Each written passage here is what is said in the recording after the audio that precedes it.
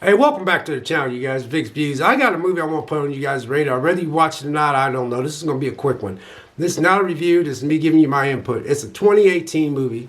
It's called Incident in Ghostland. And it's an hour and 31 minutes. And it's a Canadian horror movie.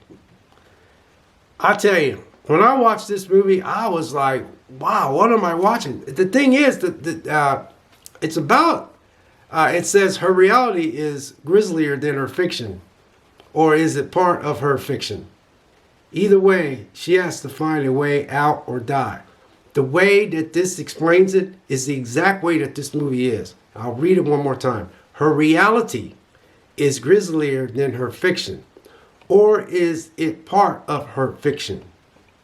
Either way, she has to find a way out or die. Now, the movie opens up with her mom and dad and them getting this house that they inherited from some relative. It's a creepy old house. So she's got two teenage daughters. They're right around, the age where they look good, and you know what I mean. They're not fully grown, but they're at that age. Now she has a sister that keeps dogging on her because she's reading all these books, and she keeps telling her mom, she goes, "I'm gonna be a famous writer." Well, they have this ice cream truck that comes around, and they got these two weird guys that drives up beside them, and they give them the finger, and then it was a creepy looking truck, and then they speed in front of them, and then they finally go on, and then when they go to the house, it's a creepy old house that somebody in the relatives give to them. So the mom's like, "Hey, this is all we got, and we have to make do and all this, you have to do." And so they get into the house, they start find out what electric is all at and stuff. Well, this ice cream truck pulls up, and I seen it pull up, but they didn't pay it no attention. And they were in the house investigating, looking around, trying to figure out who's going to sleep where, and they just getting a feel for the house. Well, these two guys come in. This one big dude comes in, and then this one girly looking guy had long hair, looked like he was feminine. He came in, and they busted in, and they started just terrorizing them too. So the teenage girls was just freaked out, and then mom, they started somehow they picked up the girl, and the girl that wanted to be a writer, she had a period, because earlier her sister was making fun of her because she had a first period. So this big dude picks her up and smells her private part and puts her down, but she picks up her sister that's not on her period. She picks her up and smells her. It's kind of gross. And he smells her, and then he takes her in this room, and then the girl that's bleeding, she's freezing because her sister's being dragged in the room by this great big gigantic dude. In the meantime, she's looking over here, and her mom's getting attacked by this girly looking guy that's got long hair but looks girly looking.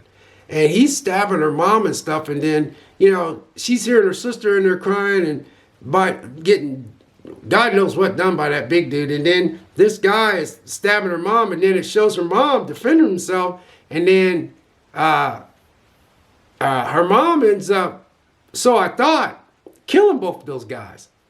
And then it cuts to her being a grown woman and having this successful book.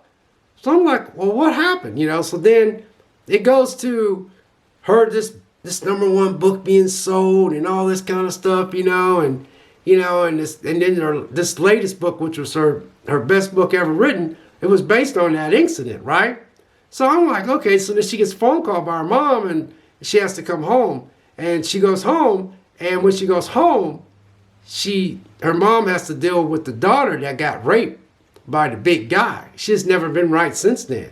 But when you first seen the movie earlier, she was just a normal teenage girl, cute. She was making fun of her sister that wants to be a writer, but ever since she got done in by that big dude, she's never been right. So her mom keeps her downstairs and has to take care of her, and she's married to a guy and got a little boy. So he says, "You sure you want to go home and go through all that?" He goes, "No, I gotta see my mom and all this stuff." So she goes to visit her mom and her sister, and her sister's all messed up and just mind's all messed up, and she's a full-grown woman by now, in her late 20s, and she just never recovered from that incident. Do you know, the whole time I was watching this movie, this girl was not even a writer yet. she was living in two different types of sets of world. I guess she blocked out what happened, because when I was watching the movie, I'm like, what the heck? All of a sudden the movie just flips and both of the girls are messed up. Both of them look like they've been beat up and been abused and stuff.